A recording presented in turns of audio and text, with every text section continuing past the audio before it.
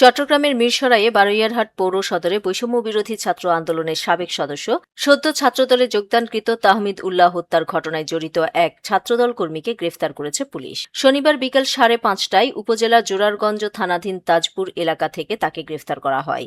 গ্রেফতারকৃত ছাত্রদল কর্মীর নাম মোহাম্মদ জাহিদুল ইসলাম ওরফে চাকমা জাহিদ। আজ রবিবার বেলা 12টায় জোরারগঞ্জ থানার অফিসার ইনচার্জ কাজী নাজমুল হক আনুষ্ঠানিকভাবে সংবাদ সম্মেলন করে ঘটনার বিবরণ দেন। এর আগে বারইয়ারহাট এলাকায় তুচ্ছ ঘটনাকে কেন্দ্র করে বিএনপির দুই গ্রুপের সংঘর্ষের জেরে তাহমিদ খান নিহত হন। ঘটনাটি এলাকায় ব্যাপক চাঞ্চল্যের সৃষ্টি করে। নিহতের পরিবার ও স্থানীয়রা দ্রুত আসামিদের গ্রেফতারের দাবি জানিয়ে আসছিল।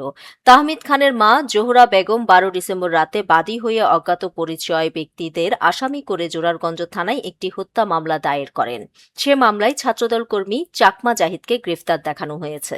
জোরারগঞ্জ থানার ভারপ্রাপ্ত কর্মকর্তা কাজী নাজমুল হক বলেন, তাহমিদ হত্যার অন্যতম আসামি জাহিদুলকে গ্রেফতার করা হয়।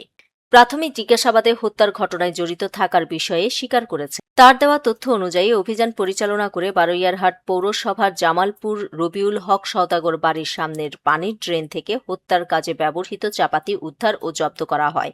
আইনি প্রক্রিয়া শেষে আসামি জাহিদুলকে আদালতে প্রেরণ করা হবে। প্রাথমিক জিজ্ঞাসাবাদে সে অন্যান্য আসামিদের নাম বলেছে। আমরা তাদের ধরতে অভিযান পরিচালনা করছি।